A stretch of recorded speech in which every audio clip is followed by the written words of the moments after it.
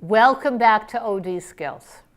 Last week I had promised I would introduce my PowerPoint model for escalating destructive conflict. And because I wasn't able to do it last week, I'm going to spend more time introducing it to you today. So let's cut to the computer right now and I'll introduce you to this model. This is my model of escalating conflict. And I'm going to, in a short time today, try to introduce quite a few theories that I spend much more time on in theories of conflict. So I encourage you to go back to that course or to go to my Holding These Truths workbook if you want to learn more about these. As I introduce to you, here's the bell curve. And you see root expectations there. Before I proceed with this model, let me also introduce social learning cultural spillover theory. Hopefully most of you have studied this in theories of conflict. This simply, represents the nature versus nurture debate. Social learning is what our parents, what our most significant influences in childhood teach us. I would say that includes our media, our broader culture. And cultural spillover theory posits that our youth, our children, are going to show us what our broader cultures are glorifying and rewarding. They give us an honest look at how we are teaching violence, rewarding violence, glorifying violence. Let me go on now to talk about triggers, which is the next stage of this bell curve. You not only have identified conflict, but it is starting to increase. It is starting to become more destructive. Let me share some of the relevant research with you. I would imagine most of you have studied frustration aggression theory. This is the classic Freud theory saying that we are an id, ego, and superego. For those of you who've never studied Freud, basically the id is the 2-year-old having a tantrum. It is, our most base human desires, our uncontrolled ego desires. And the ego is the parent who says, no, you cannot have a tantrum in the middle of the grocery store, while the superego, excuse me to grandparents because I know you're all loving and loved people, but it's that kind of guilt or morality of not only should you not have a tantrum, but you are a bad boy. You should feel terrible about yourself because you are having a tantrum. Well, the theory is very basic. It says that when our desires for aggression, domination, sexual connection, food, pick out our base desires, when they're frustrated, that we will become aggressive. Now, frankly, I think the majority of the world challenges this theory because as we mature, most of us learn to monitor our aggressive impulses, and most of the escalating destructive conflict, it has a much more complex context than simply denying someone what they want. It tends to be social learning, history of child abuse, community violence, more of the cultural spillover theory than simple frustrated desire. Let me add to this with some more individual research. Stress research, and this is biological research of how our body responds to stress. If any of you have been or are in the health sciences, you might have studied some of this. This actually studies how when we're under stress, humans respond in certain predictable ways. And actually it's a biological response involving our adrenal glands, our immune systems. I don't have the time to go into the research. I just want to share some of the ways that this stress research is correlated with escalating destructive conflict. We've all had our bad days when we're feeling stressed. And what the research shows is it's not surprising that we're irritable and snappy. That's what people do when they're under stress. They tend to be a little bit more on edge, more likely to possibly be provoked into escalating destructive conflict. So it's important that people learn how to manage their stress, de-stress, and take care of themselves so their bodies don't start to exhaust themselves. But unfortunately, in this day and age, with so many people sleep deprived, so many people attempting to do it all and have it all, many people do not take the time to de-stress. And so they risk being at the next stage that stress research has named, the stage of burnout. And at this stage, someone looks at you funny and you're more likely to see them as an aggressor, as picking a fight with you. Road rage is something they see at this level. I mean, if you can imagine your body is literally exhausting itself, you don't have the resources to counter the stressors in your life, and you're starting to get sick. You're starting to experience disease. Now, what do people do who are chronically burnt out? And if any of you have ever literally been burnt out, you know that you truly do hit the wall.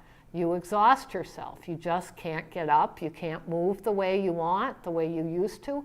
You may seem to be very depressed when actually your body is exhausted. But some people, despite maybe, they've just lived with so many stresses in their life on a daily basis, they don't even know what it's like to live a de-stressed, less stressful life. They will go to the next stage, and that is the stage of disease. So you will see people more likely to be suicidal or homicidal.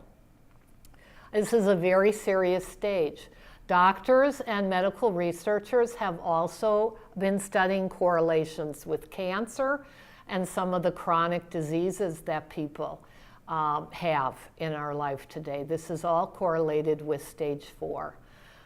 So it is vital when you are working with organizational conflict and the potential for violence that you notice, as the recent employer did, in paying its employees to get at least 7 hours of sleep a night.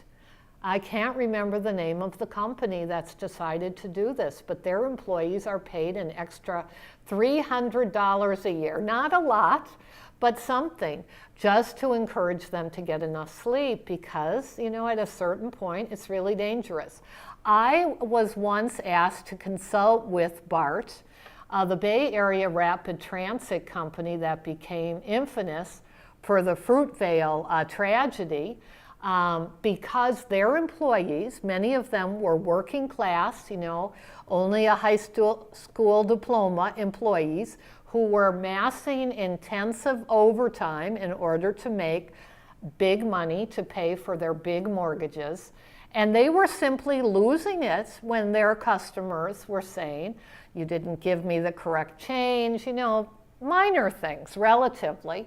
But because they were sleep deprived, because they were under unrelenting stress, they were really losing it. And look at the results. I'm sure that company has paid out hundreds and thousands of dollars because one of their officers was, shot somebody who should not have been shot. So that's an important body of research to be aware of. So is the next one, perceptions of those who have physically attacked others. This is research that my mentor at the University of Denver did, and I find it fascinating because attackers will report that they did not start the conflict. Their perceptions say that they were met with cold disinterest, humiliation. They were responding to another's aggression, attack on them. And they, keep explaining how they see themselves as the victims.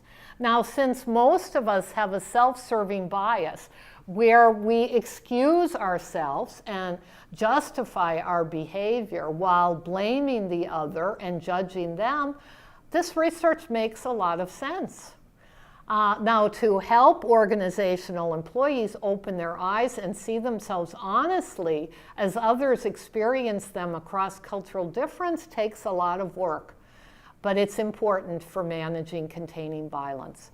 Okay, the last body, it's not research, it's another model I want to present to you today, is Kubler-Ross's model of grieving. She studied people who were dying and created this very popular, widely spread model that's quite relevant to the triggers of destructive escalating conflict. What she found is that most people, and this model has been applied well beyond those who are dying. It's been applied to all forms of grief and loss, particularly divorce, separation, family problems. It's quite broadly relevant. The first stage normally of grief and loss for most people, if it's a big loss, like losing someone that is very close to them, is denial. They deny that there's anything wrong. They might even deny that this shock has happened to them. It's a time when their psyche is so challenged that they have a hard time integrating and accepting all of reality. Now, the problem in an organizational context is how often do we allow our employees time to grieve these horrific losses? Frankly, I don't know of an organization that even acknowledges the loss beyond sending out "I'm sorry for your loss" card. Most people are expected to, attend a funeral, a memorial service, and come right back to work and take on all the stresses. No acknowledgement of a need for an emotional process.